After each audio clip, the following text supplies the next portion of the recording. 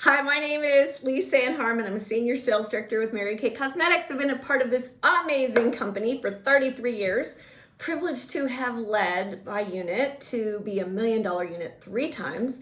And what I want to do today is I want to walk you through some Mary Kay quotes and then really how they apply to your life and to your business. You know, it's one thing to know her quotes.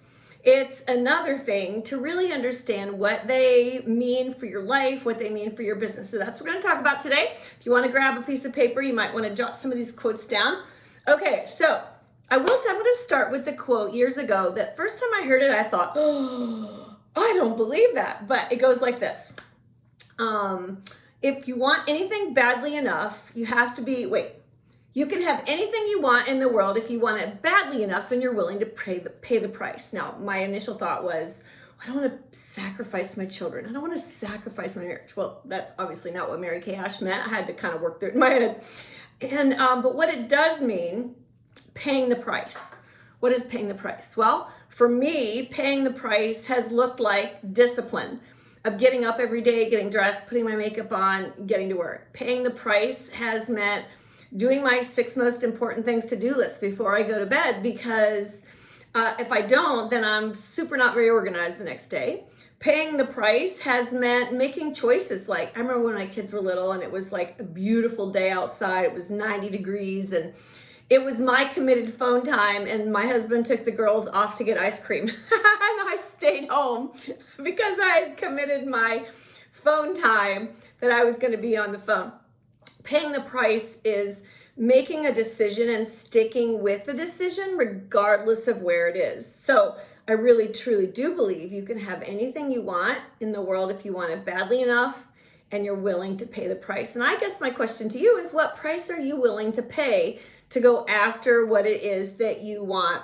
So I put on a fun little bee today. You know, Mary Kay was traveling she was in an airport, and she saw a sign that said, aerodynamically, the bee should not be able to fly because the body is too big and the wings are too small, but the bee doesn't know that. So the bee flies anyway. And she says women are like that. So my question to you is, do you believe you can do it anyway? Regardless of what's going on in your family, do you believe you can hit that goal anyway? Regardless of what has or hasn't happened the first 7 months in Mary Kay, do you believe that you can do it anyway? You know, Mary Kay also said, if you think you can, you can. If you think you can't, you're right. So much wisdom. You know, one of the things I love about Mary Kay Ash is this wisdom that she shared in the 60s, 70s, and 80s. Now, scientifically, are proving that it's true.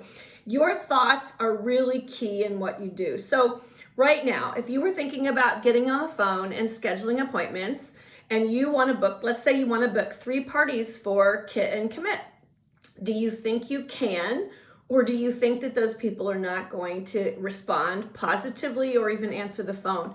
I want to really challenge you that we know so many of the things that Mary Kay Ash said to us, but really question yourself, think in your mind, do I believe that for me? Because it's true that if you think you can, you can. And if you think you can't, you're also correct in that assumption.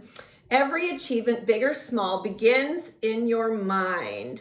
So what are you playing around in your mind? So I'm going to go back and tell you a story. My unit has been in the top 10 in the nation once.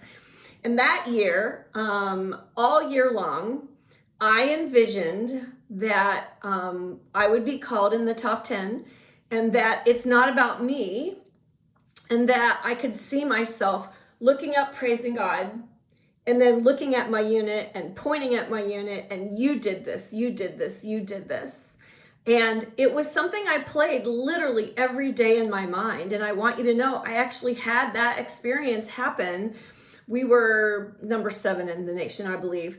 But it was something that was so clear in my mind. God had given me that vision, and I played it over and over in my mind as I'm sitting here saying this out, like, okay, what am I playing over and over in my mind right now? But it's so important, whether it's a big accomplishment or a little accomplishment, that it has to begin in your mind first. Are you believing what you decided you wanted to do in July with your Mary Kay business, or have you lessened the goal by what you see on Mary Kay in Touch, right? It's really key that we stay committed to those goals and we play those goals over and over and over in our minds. So God first, family second, and career third, right? That is a hallmark of our company. And I will tell you something very cool. The $1 Million Reunion, Gloria Mayfield Banks spoke, and she talked about how, well, she's consulting other direct selling companies, and that there's so many companies that want to put this foundational part in their company, but because they didn't start with it, they actually can't. Like, you can't change culture after a company's already started. And that one of the things that there's two things that make our company really unique in the industry. And one is that we put God first, family second, and career third. And the second is the community that we have, the community of women. And that was really exciting and encouraging to hear, that Mary Kay's brilliance and wisdom in 1963, that it has set us apart. So personally, what does that look like for you?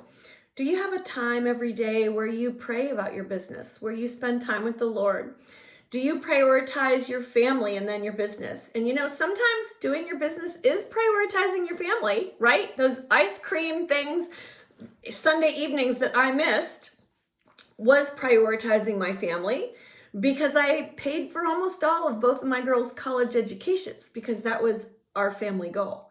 So my question to you is, how are you prioritizing your day? Are you getting up early enough to have some quiet time with a devotional or in the Word or the YouVersion Bible app? Are you prioritizing soccer games, date night with your husband, and then prioritizing your family or your business about everything else? Mary Kay said that our business should be third, not 33rd. For me, I have always gotten up ahead of the family and had time. And when my kids were little, I did the 5 o'clock club. Thank goodness I'm an empty nester. I don't have to do the 5 o'clock club anymore. It's not my choice.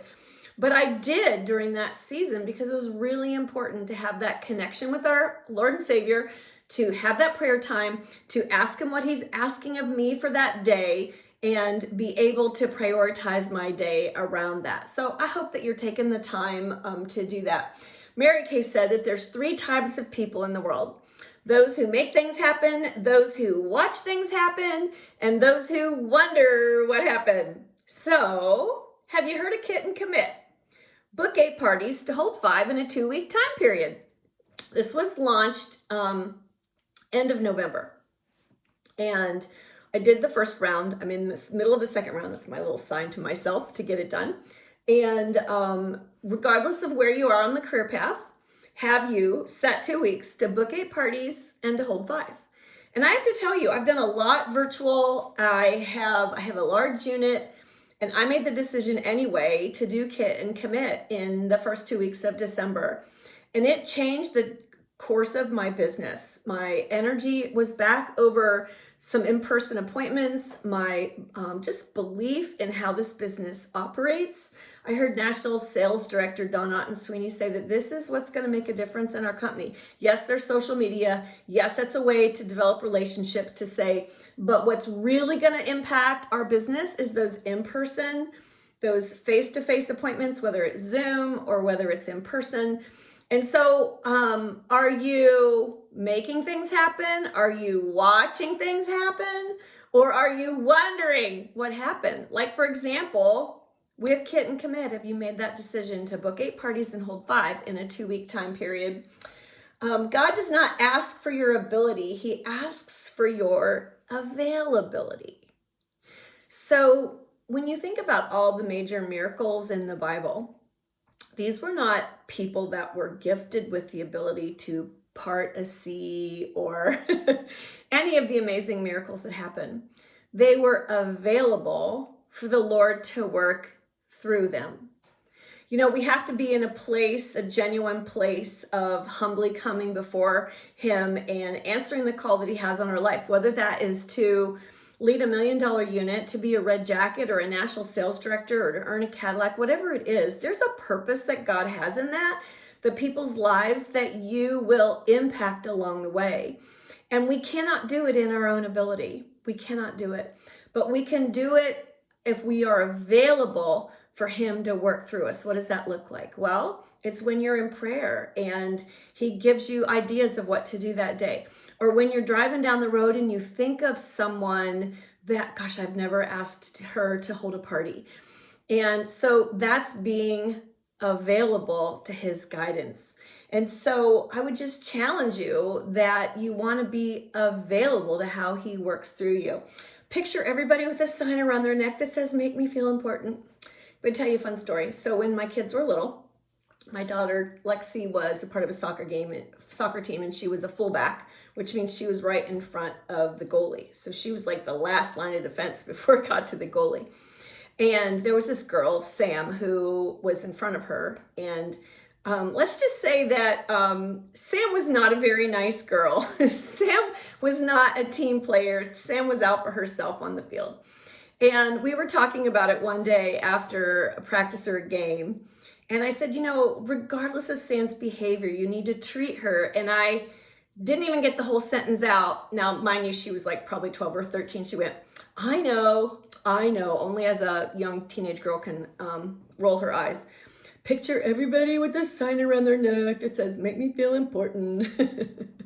Now, I laugh about it now. At the time, I was like, don't you sass me, girl. But the reality was she knew that. So there are times when it's just not going to be easy to picture everybody with a sign around their neck that says, make me feel important. The hostess who has a full bar set up in the house, and you walk in the house and they're all trashed before you even start the party. The customer who's really tired and kind of grumpy, and she takes it out on you, even though you had nothing to do with it. Your children who say, are you going out again? Are you holding a party again? Right? There's so many times where it would be easy to sass back, where it would be easy to just not. Or the customer who doesn't want to buy anything or can't buy anything.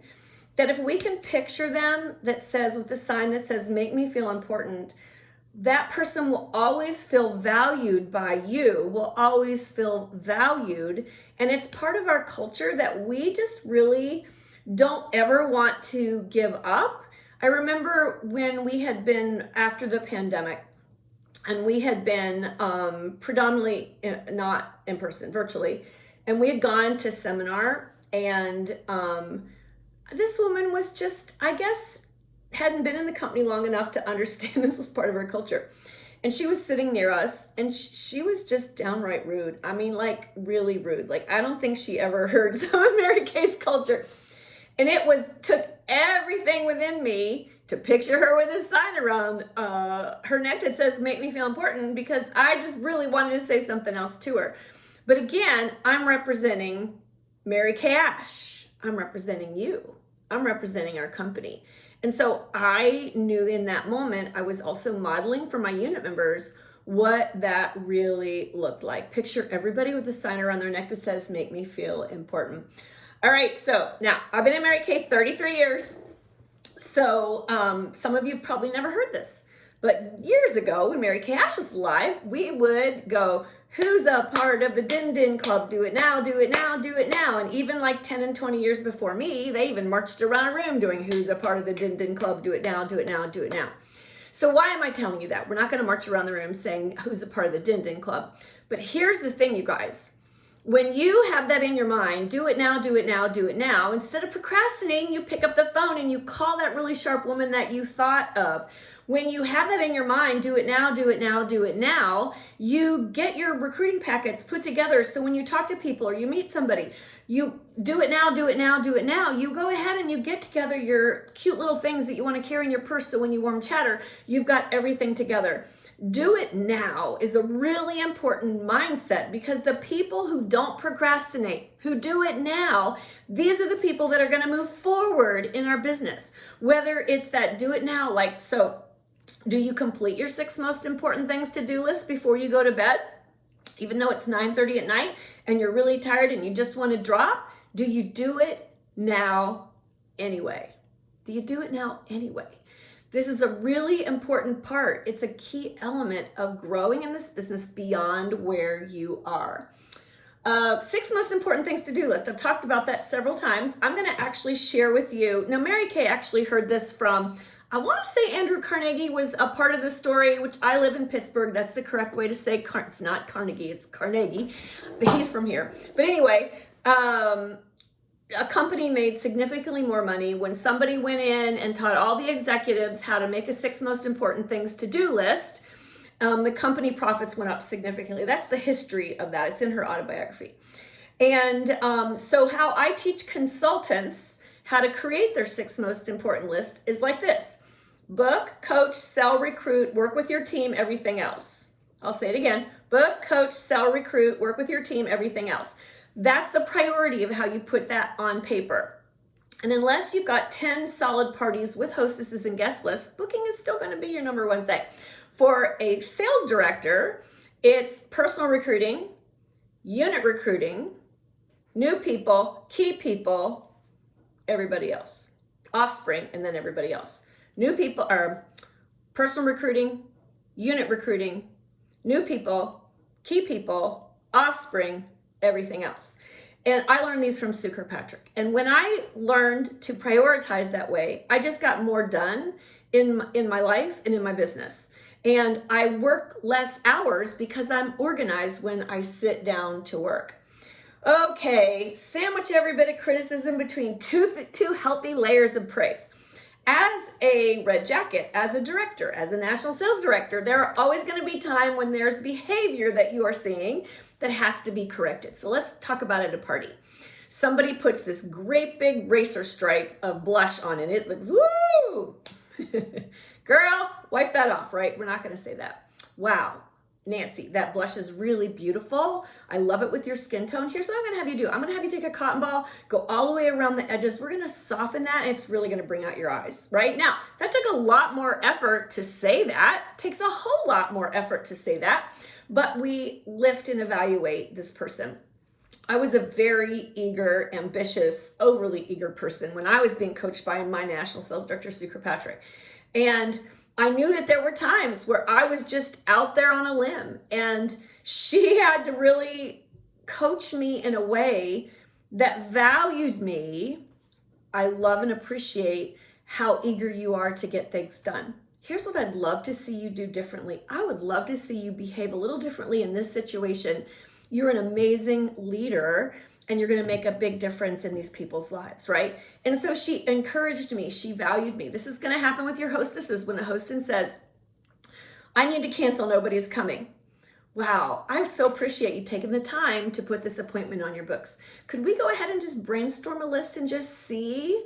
Because I really would love to treat you to some free product. I can't wait to bless you and for people to be in your space, right? So let's talk a little bit about who all did you invite, right? And so sandwiching every bit of criticism between 2 healthy layers of praise is going to help you build up that other person and to help them feel valued along the way.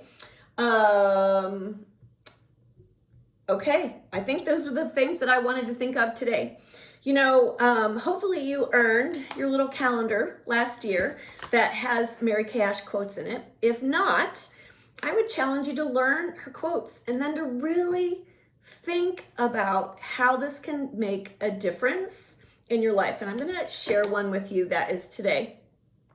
People judge you by the appearance, whether you're selling a product, applying for a job, or vying for a promotion.